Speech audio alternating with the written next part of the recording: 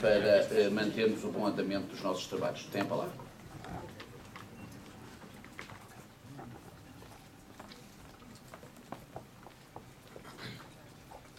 Muito obrigado a todos. Aliás, boa tarde a todos. Como compreenderão, eu estou aqui numa posição meio ingrata, porque fui colocado num painel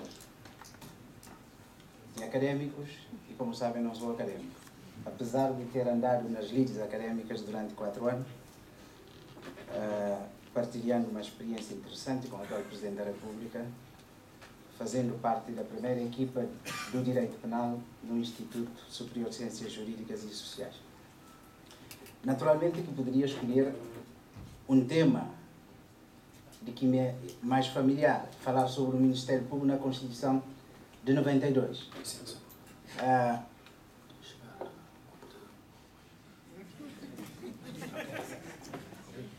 Tenho mais 2 minutos, não é? Não, isso não. Mas eu depois trato disso na altura. Esteja completamente à vontade, que embora seja um olhar académico, todos queremos ouvir o Procurador-Geral da República de Cabo Verde.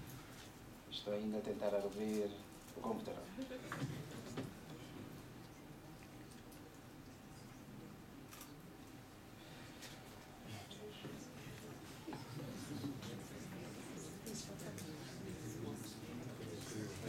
Eu peço desculpa, mas estava a ficar sem bateria. Por isso é que eu desligar o computador.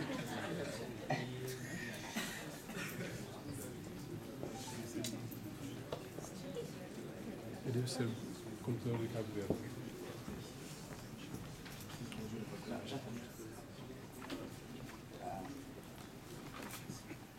Bom, mas o tema que eu escolhi é um tema que normalmente no Instituto passava mais de semanas a lecionar.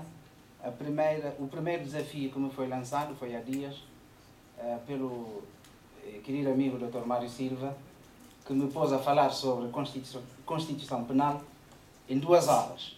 Hoje é muito menos tempo. Por conseguinte, vou apenas, em pinceladas muito rápidas, dizer o que habitualmente tenho dito sobre esta matéria. Eu agradeço reconhecido o honroso convite que, através do Dr. Susano Costa, me foi dirigido para intervir nesta conferência intitulada 20 anos da Constituição Cabo-Verdiana, Liberdade, Democracia e Desenvolvimento, e assim poder dar o meu modesto contributo na reflexão sobre o percurso histórico, político e a trajetória jurídico-constitucional de Cabo Verde. É uma distinção e uma enorme responsabilidade. Responsabilidade porque neste painel, já disse, não sou académico, mas também procurarei procurarei corresponder o melhor que for capaz, na certeza, porém, de que a meu favor militará, por certo, uma causa de exclusão da ilicitude, quanto mais não seja a inexigibilidade.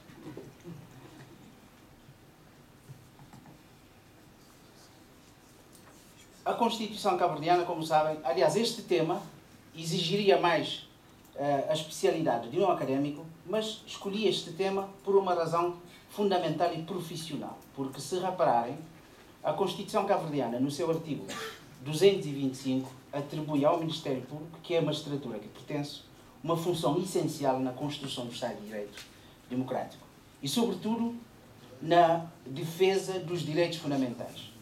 Porque eu tenho entendido que a defesa dos direitos fundamentais começa, em primeiro lugar, com o exercício da ação penal por parte do Ministério Público, porque, no fundo, é nesse âmbito que se tutelam os valores considerados essenciais para a subsistência de uma vida comunitária sem conflito.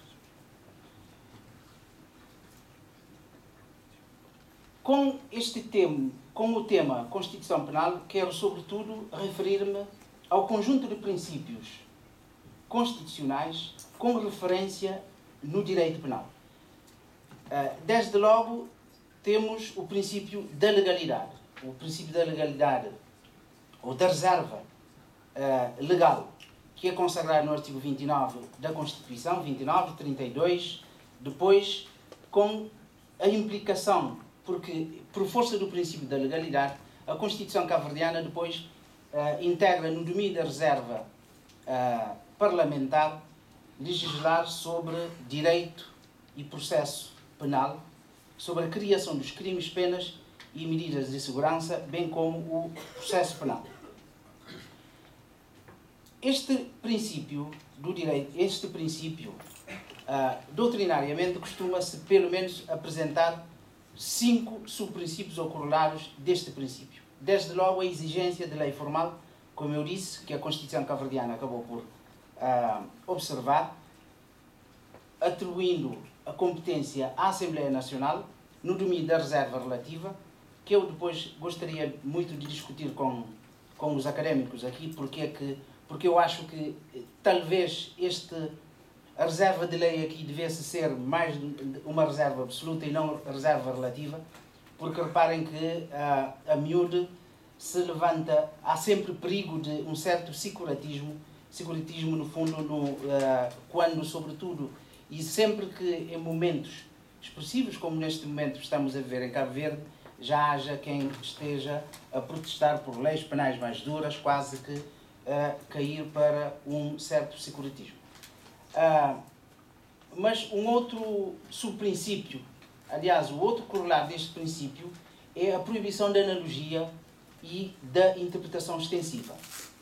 No fundo, como é sabido, o princípio da legalidade e em matéria penal proíbe, sobretudo, mas aqui na proibição da analogia, pelo menos em termos académicos e também mesmo em termos práticos, há que distinguir a analogia in bonam partem da analogia in malem partem. Ou seja, só é proibida a analogia para criminalizar um facto. Por exemplo, no domínio das causas de exclusão da ilicitude, estou a lembrar-me de um texto excelente da professora Teresa Beleza aqui presente, no domínio das causas de exclusão da ilicitude, admite-se, porque aqui do que se trata é da analogia in bonam partem, admite-se o recurso à analogia, porque no fundo aqui a analogia traduz-se na exclusão de responsabilidade. A analogia é proibida quando tem como consequência a responsabilização do agente, do arguido. Mas também a proibição da retroatividade da lei penal desfavorável, e que está no artigo 32 da Constituição cabo-verdiana e também que tem reflexo no artigo 285, número 5. Esta proibição também deve ser distinguida porque a proibição é, ao mesmo tempo temos a proibição da lei penal desfavorável, mas também este princípio contém, esta norma constitucional, contém a injunção de aplicação da lei penal favorável. Ou seja, proíbe-se que se aplique retroativamente a lei penal desfavorável, mas no caso de sucessão de leis penais no tempo, este princípio obriga a que a lei penal favorável ao arguido lhe seja aplicada retroativamente. E uma outra consequência aqui falaria depois na lei penal intermédia, mas como o tempo me é bastante pouco, creio que é fundamental, sobretudo porque no domínio dos princípios do direito penal, porque estamos a falar do exercício do ius punienda do Estado, é fundamental compreendermos que, no fundo, do que se trata é limitar o poder punitivo do Estado. E eu iria diretamente para o artigo 17, número 5 da Constituição, que contém um princípio absolutamente fundamental, que é o princípio que deve orientar todo o legislador no domínio, no domínio penal, que é o princípio da proibição do excesso, que exige, desde logo, que o direito penal seja não só um direito penal de facto, mas também que seja um direito penal mínimo.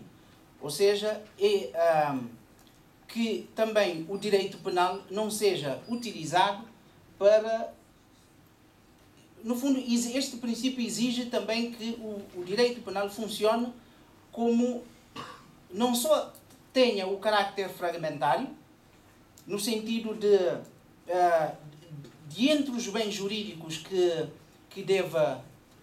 existentes no ordenamento jurídico, tutela apenas aqueles que sejam fundamentais para a subsistência da vida comunitária sem conflitos. Mas também que seja um direito penal da última ratio, ou seja, no fundo que a política criminal, que de entre as políticas públicas a política criminal seja utilizada como último recurso, ou seja, por exemplo, no âmbito de um crescimento da criminalidade, que o poder político não seja tentado a endurecer as leis penais, mas sim limitar o combate à criminalidade no Estado de Direito Democrático, ou seja, preservando todos os princípios, nomeadamente o carácter fragmentário do direito penal, o direito penal mínimo, e lembrar sempre que o direito penal deve funcionar como a última ratio. O texto que eu tenho longo não dá para ler, por isso vou terminar agradecendo esta oportunidade para poder estar aqui e debater um pouco a parte da Constituição Penal. No período de debate estarei disponível para agradecimentos, falando aqui mais nas vozes do Ministério Público cabo-verdiano e não de um académico, como referi no início. Muito obrigado.